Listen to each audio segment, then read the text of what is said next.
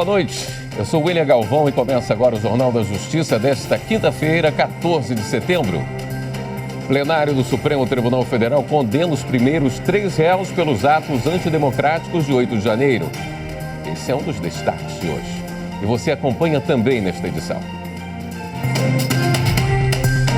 Em seminário sobre combate à desinformação, presidente do Supremo relaciona a divulgação de notícias falsas aos ataques de 8 de janeiro. E ainda, a visita de lideranças indígenas internacionais ao Tribunal Superior do Trabalho.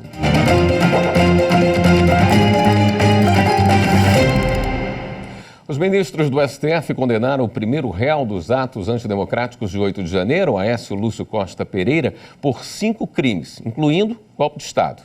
Repórter Carolina Chaves acompanhou o julgamento aqui no Supremo Tribunal Federal e traz as informações.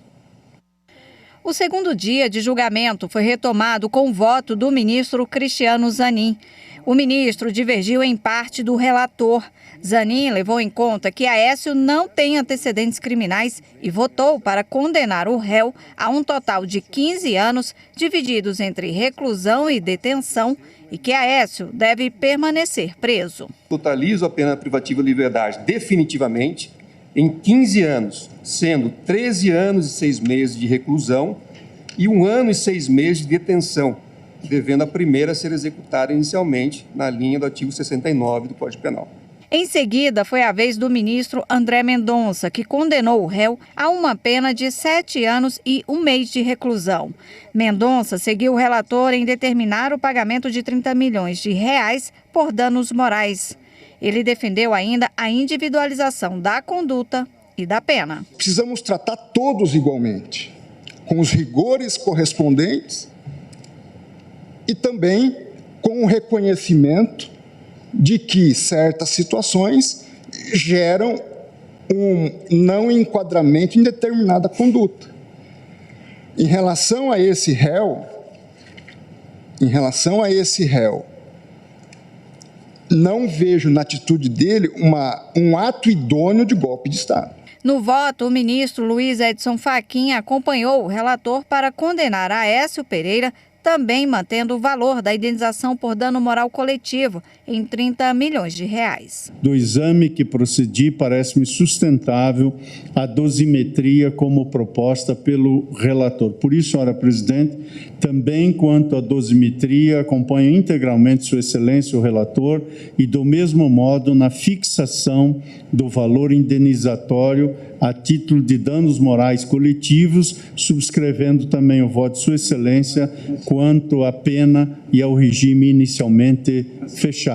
O ministro Luiz Roberto Barroso também defendeu a condenação individual e divergiu do relator, retirando a condenação pelo crime de abolição violenta do Estado Democrático de Direito. De modo que, ao final, a minha dosimetria, presidente, ela corresponde à dosimetria feita pelo eminente relator, apenas deduzida a condenação pelo crime de abolição violenta do Estado Democrático de Direito, o que, portanto, no meu caso, reduz a pena para 10 anos de reclusão e 1 ano e 6 meses de detenção, e acompanho o relator relativamente à aplicação da multa. Os ministros Dias Toffoli, Luiz Fux, Carmen Lúcia, Gilmar Mendes e a presidente do Supremo, ministra Rosa Weber, acompanharam integralmente o relator. Não se pode banalizar um episódio que fez com que a população,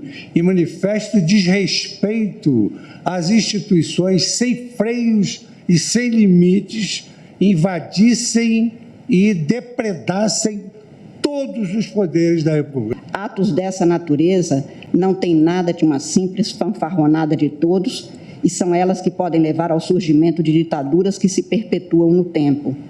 Golpes de Estado fazem parte da linguagem política e do repertório de ações que estruturam o mundo, exatamente o mundo antidemocrático, o mundo ditatorial. Não há esse direito. Impedir que a instituição tenha a sua funcionalidade ou fazer com que a sua funcionalidade seja comprometida. De modo que me parece tudo isso, eu peço desculpas por relembrar esses fatos, mas é necessário, é fundamental.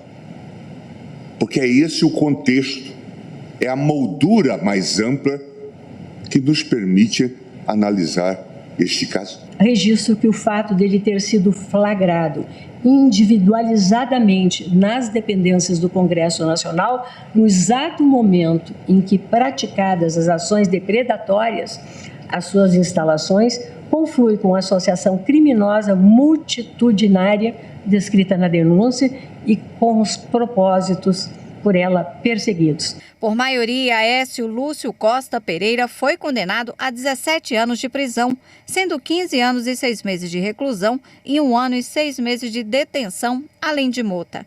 Aécio ainda foi condenado ao pagamento de 30 milhões de reais por dano moral coletivo de forma solidária. Isso quer dizer que todos os réus que forem condenados serão responsáveis em conjunto para o pagamento desse valor. O plenário considerou que Aécio Lúcio Costa Pereira praticou os crimes de associação criminosa armada, abolição violenta do Estado Democrático de Direito, tentativa de golpe de Estado, dano qualificado pela violência e grave ameaça com substância inflamável contra o patrimônio da União e deterioração de patrimônio tombado. Na tarde de hoje, os ministros do Supremo condenaram o segundo réu por participação nos atos antidemocráticos de 8 de janeiro. A pena estabelecida a Tiago Matar foi de 14 anos de prisão, como mostra a repórter Marta Ferreira. A segunda ação penal é contra Tiago de Assis Matar. Ele foi preso no dia 8 de janeiro por depredação no Palácio do Planalto. Tiago de Assis Matar veio de São Paulo a Brasília dia antes dos atos antidemocráticos. Ele responde pela prática de associação criminosa armada, abolição violenta do Estado Democrático de Direito, golpe de Estado, dano qualificado pela violência e grave ameaça com emprego de substância inflamável contra o patrimônio da União e com considerável prejuízo para a vítima e deterioração de patrimônio tombado. O julgamento começou com a apresentação do relatório do ministro Alexandre de Moraes. Depois, houve a manifestação do subprocurador-geral da República, Carlos Frederico Santos, que entendeu que o réu atuou na destruição do Palácio do Planalto. Quem concorreu na qualidade de executor para a consumação dos delitos pelos quais foi denunciado, aliando-se e associando-se à turba armada e antidemocrática, que se dirigiu aos prédios públicos para atentar contra o Estado Democrático de Direito e depor o governo legitimamente eleito. O advogado do réu alegou que nem todos os presentes no dia 8 de janeiro fizeram parte do mesmo grupo de vândalos ou tiveram a mesma motivação. É preciso também dos executores estabelecer que grupos haviam a mesma motivação. Grupos que queriam depredar, grupos que queriam defender, grupos que estavam ali apenas sim para se manifestar. Olha a diferença de quem pega um celular, de quem vai num Palácio do Planalto e dá risada e zomba. Não teve palavras de baixo calão, não teve tentativa de se mostrar, de se aparecer, pelo contrário. Quando ele viu para onde descambou tudo, o que demonstra que não havia liame subjetivo entre ele e aquela balbúrdia toda, ele se afasta e tenta ajudar quem estava ali passando mal com o efeito do gás. Para o relator, ficou comprovada a participação direta do réu nos atos antidemocráticos.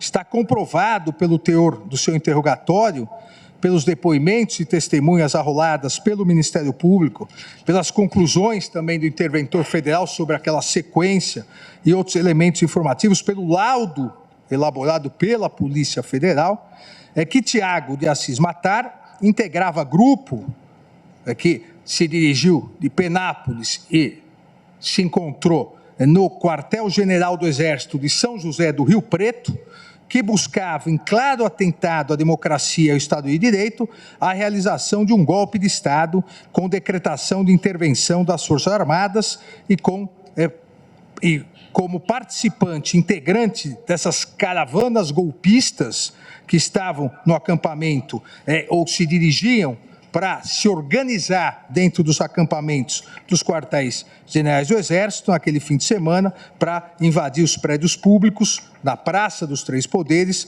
com emprego de violência ou grave ameaça, tentou abolir o Estado Democrático de Direito, visando impedir ou restringir o exercício dos poderes constitucionais, tudo para depor o governo legitimamente eleito, com uso de violência e por meio da depredação do patrimônio público e ocupação dos edifícios sede dos três poderes. Assim, Moraes votou pela condenação do réu pelos 5 crimes apontados pela PGR, com pena de 14 anos, além de multa e indenização por danos morais coletivos.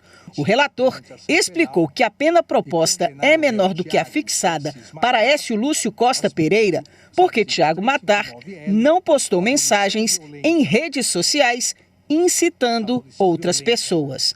Já o ministro Nunes Marques, revisor da ação penal, divergiu em parte do relator, mas a maioria do plenário seguiu o voto do ministro Alexandre de Moraes pela condenação do réu.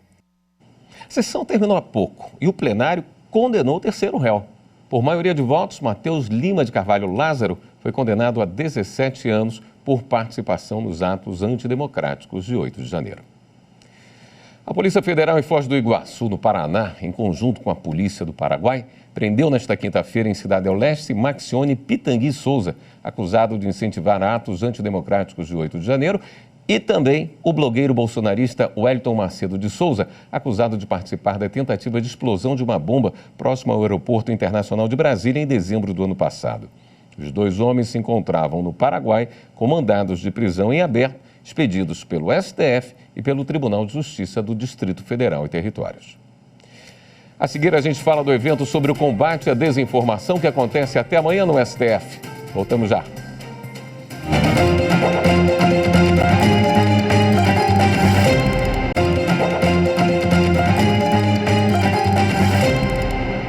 A presidente do Supremo e do CNJ, a ministra Rosa Weber, suspendeu uma decisão que havia anulado uma questão de concurso público para o Corpo de Bombeiros do Piauí.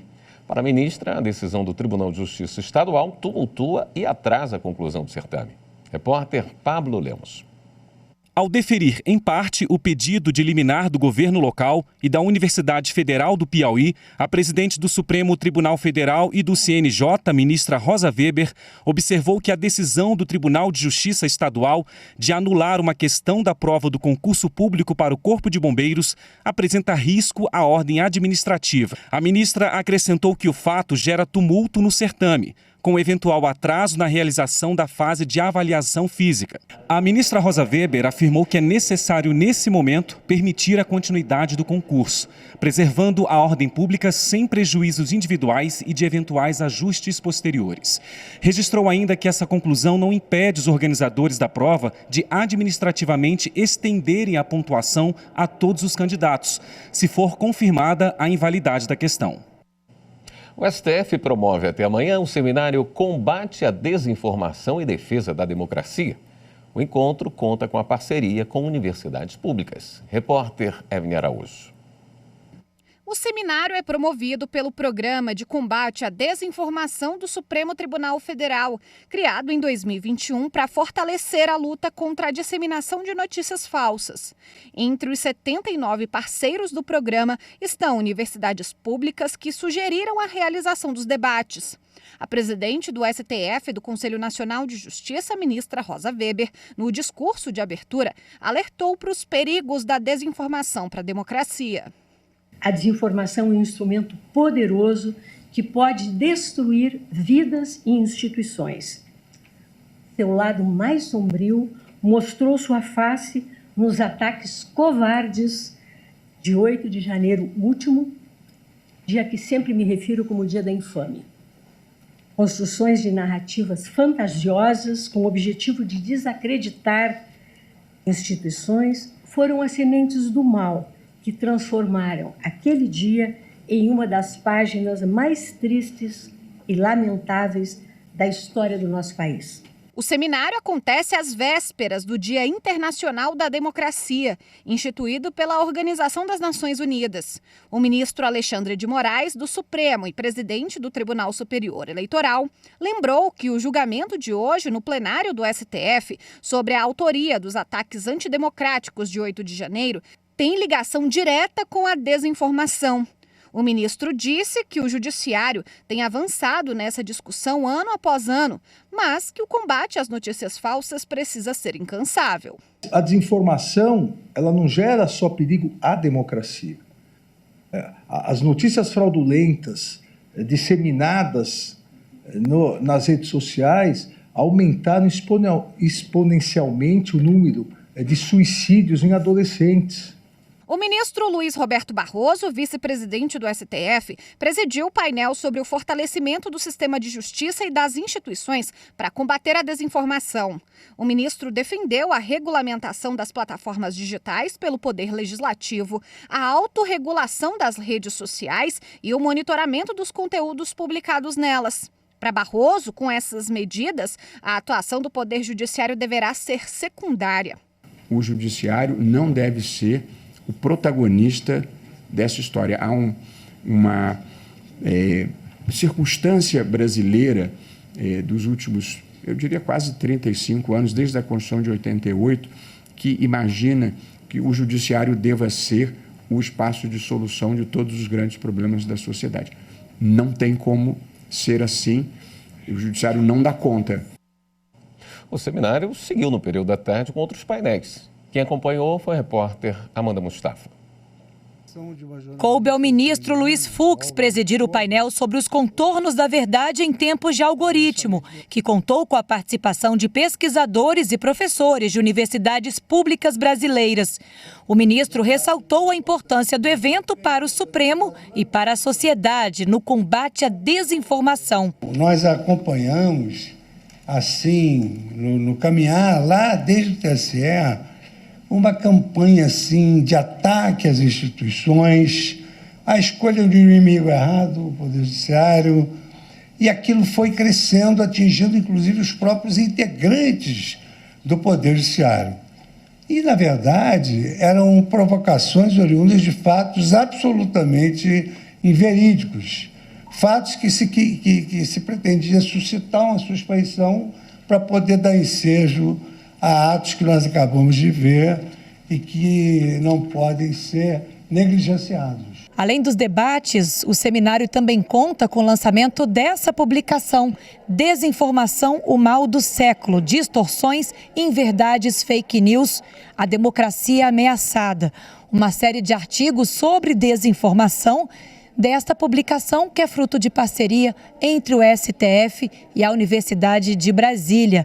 Aqui ao meu lado, a organizadora da publicação, a professora Thaís Mendonça Jorge. Qual que é a importância dessa publicação para o combate à desinformação, professora?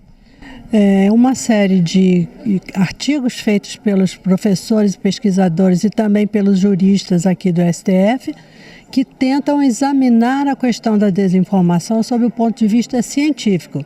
É quase como se eles pusessem uma lupa nesse tema e aí estudassem a fundo o que está acontecendo nesse panorama de fake news, de distorções e inverdades. O seminário Combate à Desinformação e Defesa da Democracia continua amanhã, com transmissão ao vivo pelo canal do STF no YouTube. No próximo bloco, a gente mostra como foi a visita de lideranças indígenas ao Tribunal Superior do Trabalho. Voltamos já.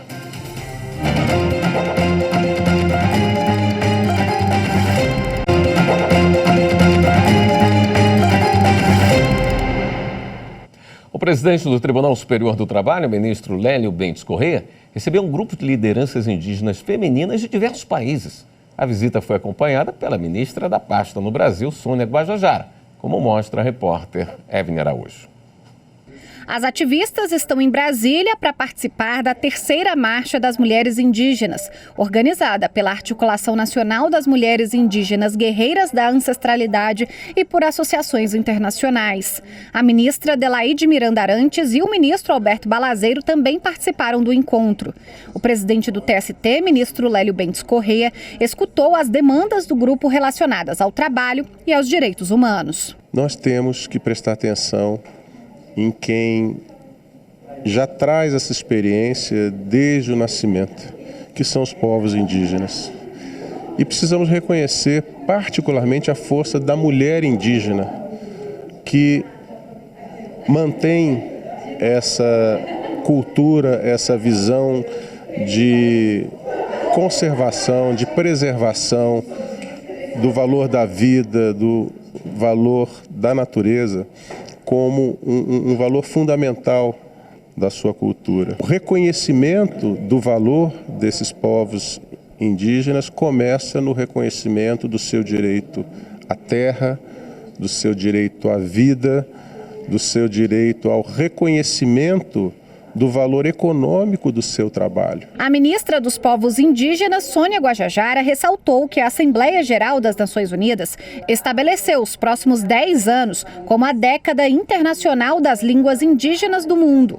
Na reunião, a comissão usou como exemplo a iniciativa do Judiciário brasileiro de aproximar os direitos previstos em lei aos povos originários. Em julho, o Supremo Tribunal Federal lançou a primeira edição da Constituição da República para a língua indígena e, nessa semana, publicou a tradução da Convenção 169 da Organização Internacional do Trabalho para a língua caiapó. A liderança indígena de Belize, na América Central, Cristina Koch, destacou que os avanços promovidos no Brasil inspiram o ativismo em todo o mundo, parabenizou o diálogo aberto com o judiciário brasileiro e reforçou a necessidade de lutar por um trabalho decente aos povos originários.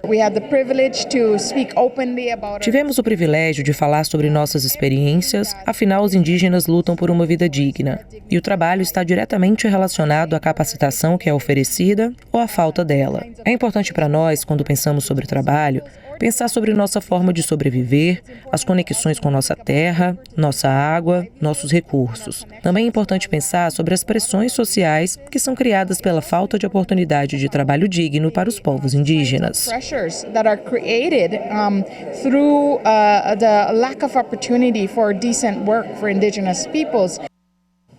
Como não perder um momento decisivo na fotografia? A resposta está na mais nova exposição do Espaço Cultural do Superior Tribunal de Justiça. Por meio da fotografia, o ministro Sebastião Reis Júnior traduz sentimentos, momentos e provoca reflexões. Quem mostra para a gente é o repórter Rafael Porfírio.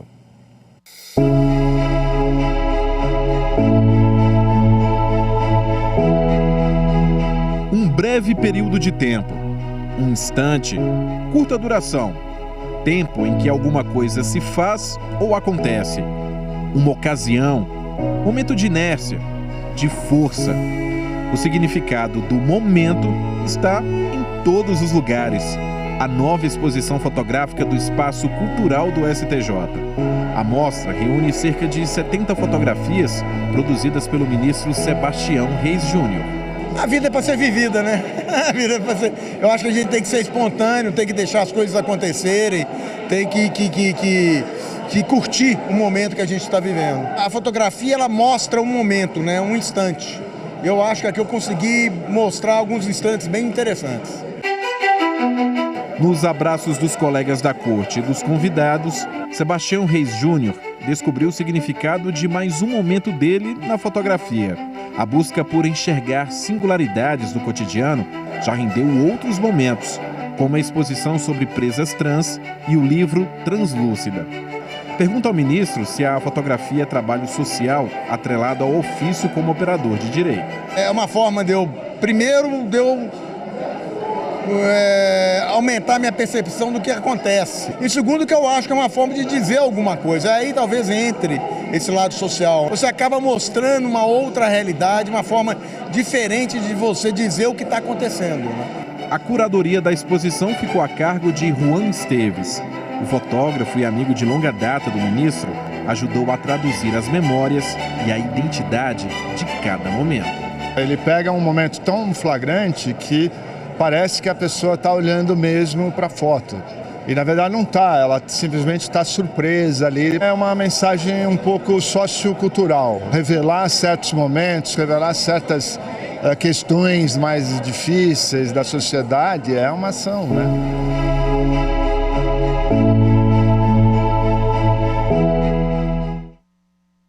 Esta edição do Jornal da Justiça fica por aqui. Obrigado pela sua companhia. Até amanhã.